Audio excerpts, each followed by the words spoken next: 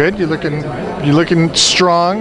Yeah, as strong as I can be, I guess, in a three-piece suit. You know, I'm not used to being so clothed, I gotta say. Yeah? So you'd be better if you just like were in a t-shirt or something. Yeah, well, you know, I was not even. That's pretty dressed for me. I'm talking like ring gear, like, you know. But that's all I have to talk about that. You know, I don't know how much you watch WWE. You ever watch WWE? You know, I can't say that I spend a lot of time. I don't actually watch hardly any TV, so really? I just watch football pretty much. You know, it's football. Okay, Yeah. Who's your pick? Who you picking? Well, you know, I don't have a pick now because Chargers are out of the game, and it just doesn't even matter anymore. Well, there you go. So it's just it's something to do, right? Well, you know, it's an excuse to drink beer and watch really good commercials. There you go. So tell me about your role in this movie. Well, basically, I play the father of a son who is unfortunately a bully at his school. And the rumors that he stirs up with his teacher, Mr. Simon, who's played by Ed Harris, they kind of affect all the children in their own way. And basically, this movie shows these children and their transformation. I believe they're probably 6th, 7th, 8th grade, about that, you know, middle school. Yeah, 8th grade. Okay, kind of, you know, by the end of the movie, you see what these kids have gone through and what they've learned, and a few of them take away, you know, a great deal of, you know, from this situation that their beloved teacher went through.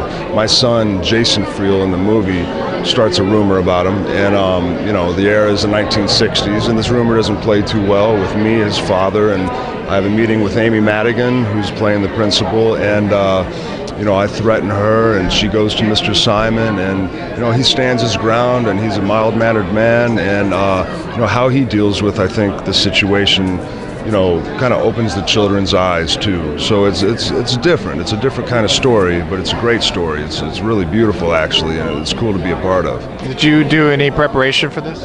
You know, I did see an acting coach for like twice a week for a month before. I'm used to being on camera.